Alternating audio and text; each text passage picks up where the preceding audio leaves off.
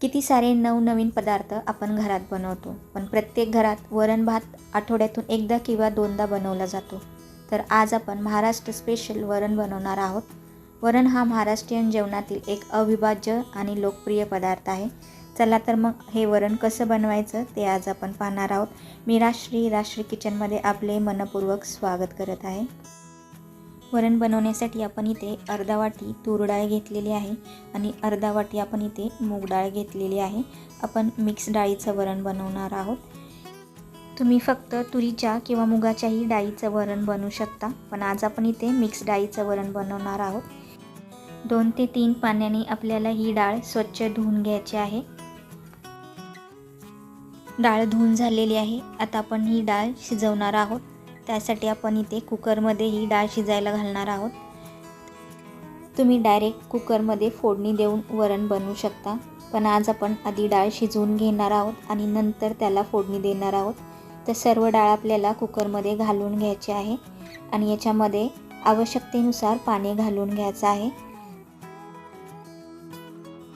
आता आपण याच्यामध्ये एक मोठ्या आकाराचा टोमॅटो मी इथे कापून घेतलेला आहे, तो घालणार आहोत. हळद घालून घेऊयात आणि आपल्याला याच्यामध्ये थोडंसं तेल घालून घ्यायचं आहे. आता झाकण लावून आपण या कुकरच्या 3 ते 4 शिट्ट्या करून घेणार आहोत. कुकर झालेला आहे. तुम्ही पाहू शकता डाळ आपली किती छान अशी शिजलेली आहे. मूग डाळ घातल्यामुळे वरणाला छान असं टेक्स्चर येतं. त्यासाठी आपण याच्यामध्ये मूग डाळ घातलेली आहे आणि एक दाटसरपणाही वरणाला येतो.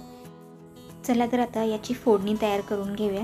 तर फोडणी देण्यासाठी मी ते कढईमध्ये तेल घेतलेलं आहे. तेल छान गरम करून घ्यायचं आहे. गरम झाल्यानंतर आपण याच्यामध्ये अर्धा चमचा जिरे, अर्धा चमचा मोहरी, 7 ते 8 लसूण पाकळ्या मी इथे अशा बारीक चिरून घेतलेल्या आहेत, त्या घालून घेऊयात आणि तांबूस होईपर्यंत आपल्याला लसूण परतून घ्यायचा आहे. लसूण परतल्यानंतर आपल्याला थोडासा हिंग घालायचा आहे आणि बारीक चिरलेल्या मिरच्या मी इथे घालून घेतलेल्या आहेत. थोडासा कढीपत्ता घालून घ्यायचा आहे आणि याची छान अशी आपल्याला फोडणी तयार करायची आहे. हळद घालून घेऊयात. हे सर्व मसाले व्यवस्थित तेलामध्ये आपल्याला भाजून घ्यायचे आहेत. तर मसाले छान भाजलेले आहेत. आता आपण जी डाळ शिजवून घेतलेली आहे ती डाळ याच्यामध्ये घालून घ्यायची आहे आणि आवश्यकतेनुसार आपण याच्यामध्ये पाणी घालून घेणार आहोत.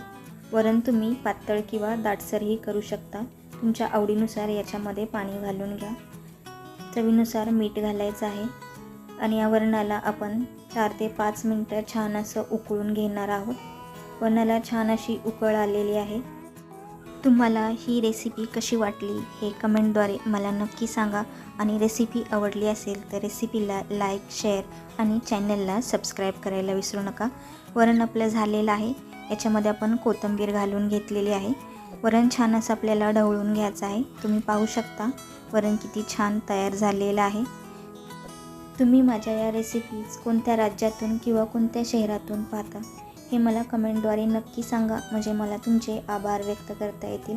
आता छान गरम गरम भातावरती हे गरम गरम वाफळतं वरण घालून घ्यायचं आहे आणि याच्यावरती तुपाची धार घालायची आहे. अतिशय सुंदर आणि चविष्ट असं वरण आपलं तयार आहे.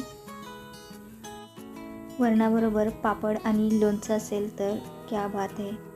अतिशय सुंदर असं आपलं वरण तयार आहे. तुम्हीही नक्की ट्राय करून पहा. चला तर भेटूया पुढच्या अशाच नवनवीन रेसिपीमध्ये. धन्यवाद.